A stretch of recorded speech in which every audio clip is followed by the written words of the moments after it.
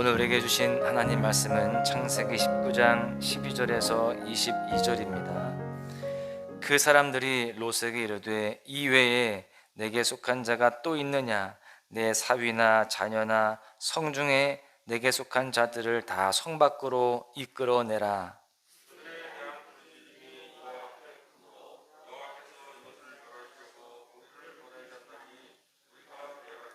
롯이 나가서 그 딸들과 결혼할 사위들에게 말하여 이르기를 여호와께서 이 성을 멸하실 터이니 너희는 일어나 이곳에서 떠나라 하되 그의 사위들은 농담으로 여겼더라.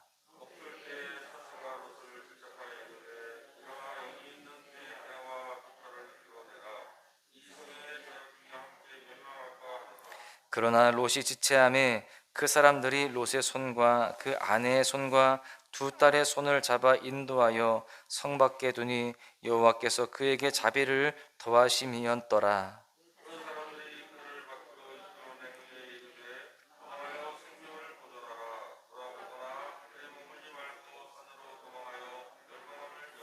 롯이 그들에게 이르되 내 주여 그리 마옵소서.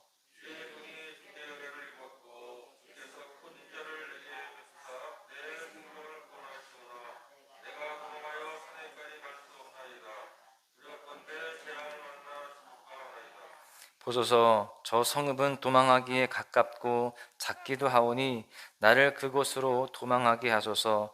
이는 작은 성읍이 아니니까 내 생명이 보존되리이다.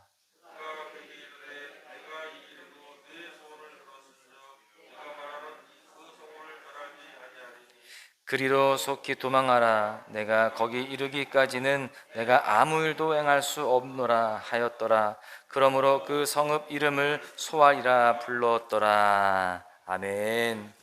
할렐루야. 오늘도 주님 앞에 나오셔서 믿음으로 기도하시고 주님께 모든 것 내어 맡기신 여러분들 모두를 주님이 책임져 주시고 삶 가운데에 놀라운 복으로 채우실 줄로 믿습니다. 지금 롯의 집에 머문 천사들이 지체하지 않고 소돔성에 온 목적을 이루려고 합니다. 천사들이 소돔에 온 목적이 무엇이었습니까? 하나님의 심판을 실행하는 것이었어요.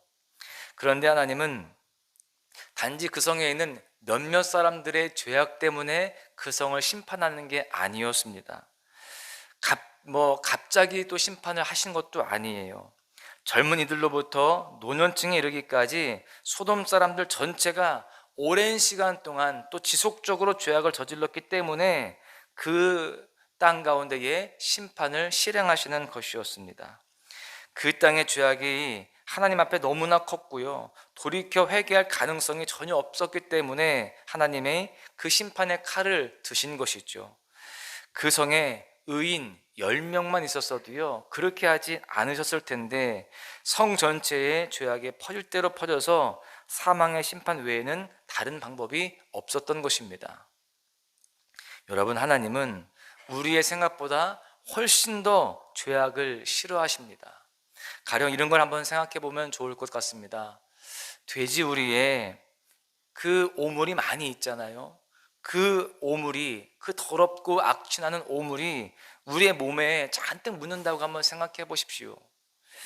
가능한 한 그 더러운 것을 빨리 씻어내고 싶을 겁니다.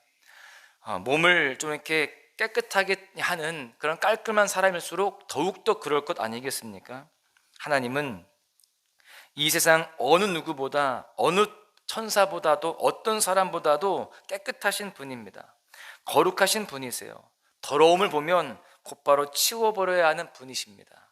그렇기 때문에 하나님이 죄악의 냄새가 가득한 이 세상을 곧바로 멸망시키셔도 이상할 일이 없습니다.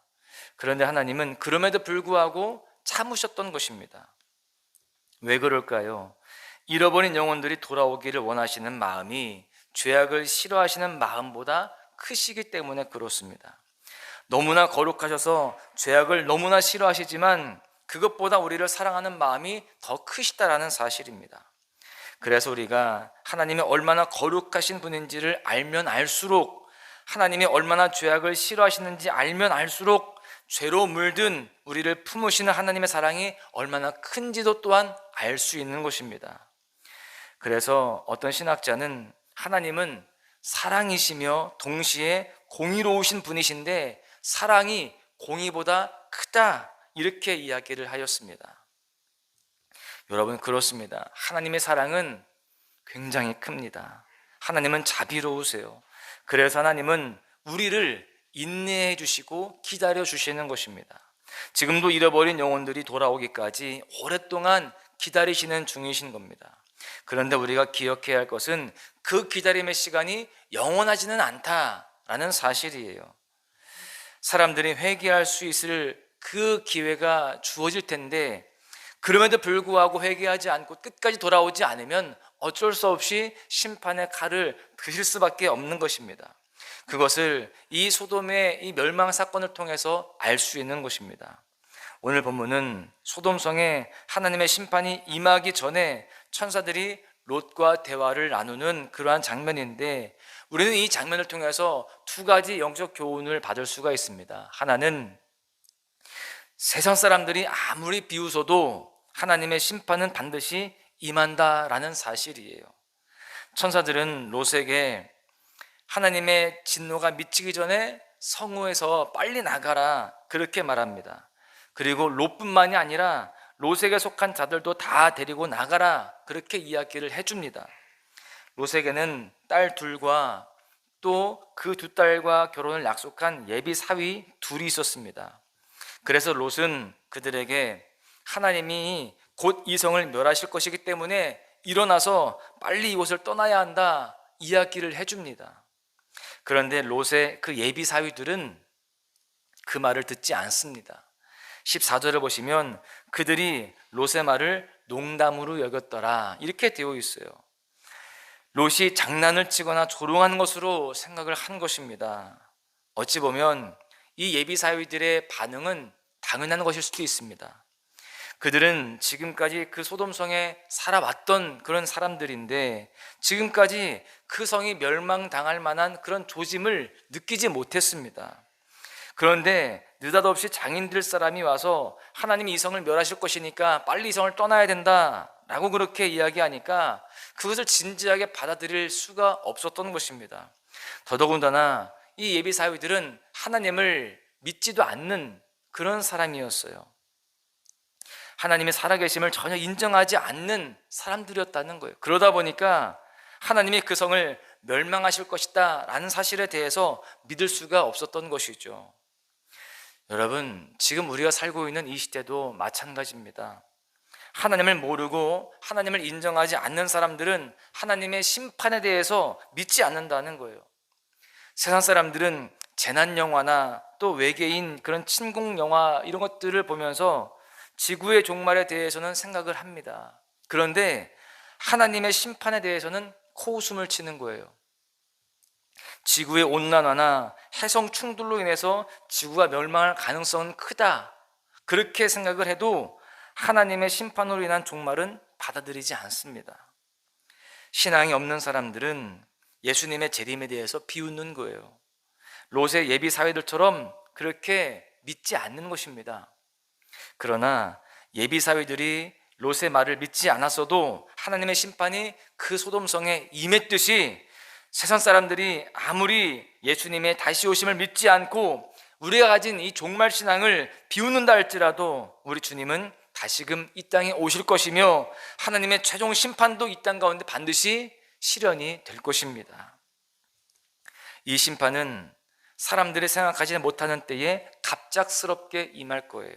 그렇기 때문에 우리는 믿는 자로서 하나님의 그 심판, 하나님의 다시 오심을 아는 자로서 항상 깨어서 살아가야 하는 것입니다.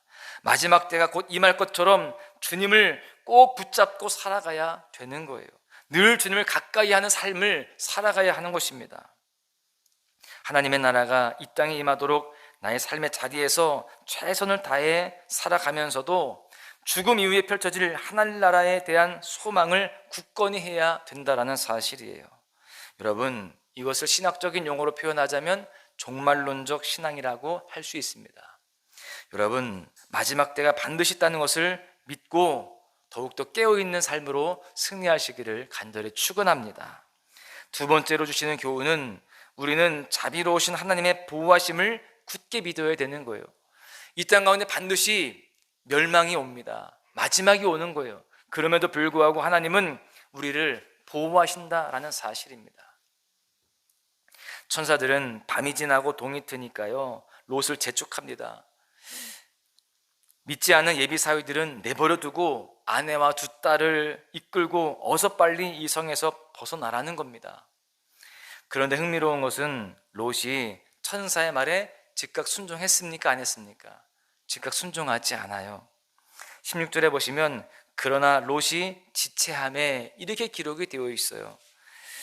롯은 지금 방문한 천사들을 극진히 대접하고 하나님의 심판이 임할 것이라는 말도 믿었습니다. 그런데도 곧바로 성을 떠나지 못하고 머뭇거리고 있어요. 지체하고 있습니다. 왜 그랬을까요? 그 이유는 아마도 그가 그동안 소돔성에 일구어왔던 그런 모든 삶의 영역들에 대해서 한순간에 놓는 것이 어려웠던 것입니다. 그동안 쌓아둔 것을 한 번에 잃어온 것이 너무나 아쉬웠던 것이죠. 또한 정리할 시간도 없이 갑작스럽게 떠나야 한다는 어떤 그런 상황들 때문에 또 당황스러웠을 수도 있을 것입니다.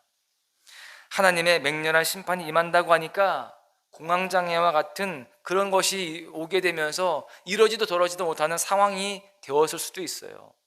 어쨌든 롯은 지체했습니다. 그런데 이때 천사들이 어떻게 합니까?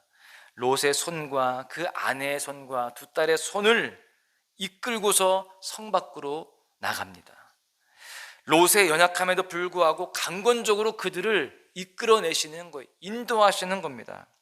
그리고 천사들은 롯에게 들에도 머물지 말고 산으로 도망해서 멸망함을 면하라, 그렇게 말합니다. 그러자 롯은 그마저도 두려워해요. 산까지 갈 자신이 없으니 소알이라고 하는 성읍으로 도망할 수 있게 해달라고 애원을 합니다. 여러분, 롯의 모습이 바로 우리의 모습이 아닌가, 그렇게 묵상을 해보게 됩니다. 이 땅에 쌓아둔 것을 잃어버릴까 봐 두려워하는 모습, 심판의 때에 당황하고 두려워할 그러한 모습이 우리에게도 있는 것입니다. 그러나 우리가 연약해도요, 하나님께서는 예수님의 보혈로 덮인 우리를 그 심판의 때에 강권적으로 인도하시고 보호하신다는 사실을 깨달으시기를 바랍니다. 하나님의 진노로 세상이 엄청난 환난을 겪을 때에 성령의 인치심을 받은 우리는 반드시 구원을 얻을 것입니다. 하나님이 우리의 손을 꼭 붙잡고 이끌어 주실 거예요.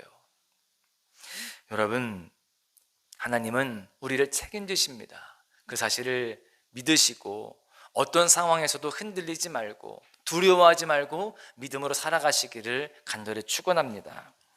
천사는 소알이라고 하는 성에 가게 해달라고 하는 롯의 간청에 이런 말을 합니다. 22절 상반절에 보십시오. 그리로 속히 도망하라. 내가 거기 이르기까지 내가 아무 일도 행할 수 없노라 하였더라. 천사들은 롯과 그의 가정이 도망해서 안전해질 때까지 심판을 집행할 수 없다, 이렇게 말을 합니다. 왜 그럴까요?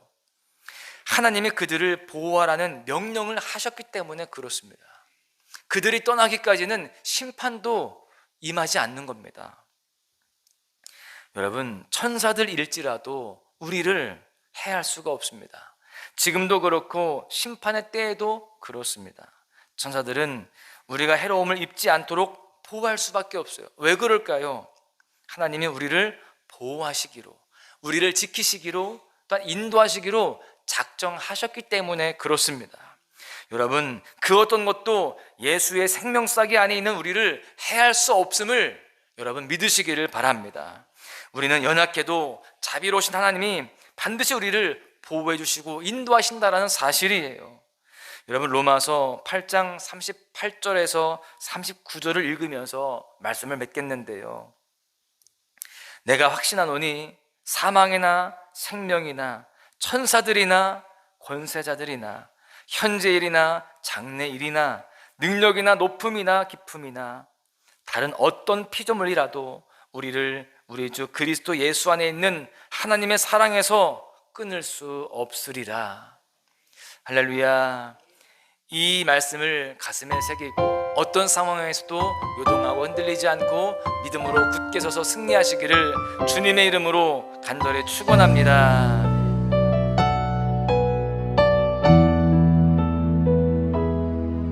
두려워 말라 너와 함께 함이니 놀라지 말라 나는 내 하나님 됨이니 무서워 말라 내가 널 도와주리니 너는 마음에 염려치 말라 두려워 말라 너와 함께 함이니 놀라지 말라 나는 내 하나님 됨이니 무서워 말라 내가 널 도와주리니 너는 마음에 염려치 말라 내가 너를 굳세게 하리라 내 손으로 너를 꼭 붙잡아 주리라 내가 너를 의롭게 함이니 너는 마음에 염려치 말라